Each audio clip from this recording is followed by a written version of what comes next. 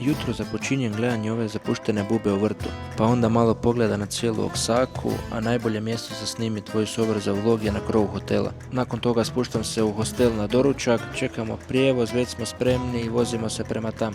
Stigli smo na prvo mjesto danas, gledat ćemo neke stare hramove, a pogled s ovog mjesta je odličan, vidiš sve oko sebe. A evo i hramova. Hramovi su stvarno fascinantni za vidjeti, cijeli taj plato koji su napravili prije 1000 godina, pa još malo s druge strane ima dosta ljudi, ali ne previše. Pa je vrijeme za drugu destinaciju danas, a druga destinacija je pečenje tekile. Da vidimo kako oni rade tekilu. Tekila se pije iz ovog, ovo su sve vrste koje imaju i koje možemo kupiti, ja nažalost nisam nijedno, a ovako to Meksikanci rade na starinski. Maznuli smo ručak, čak je i vodič zaspo, onda idemo na keramiku. Ženska radi crnu keramiku, koja je isto fascinantno za vidjet, jer se ovo radi samo navodno tu, a zadnja stvar koju ćemo raditi, odnosno probati, je čokolada.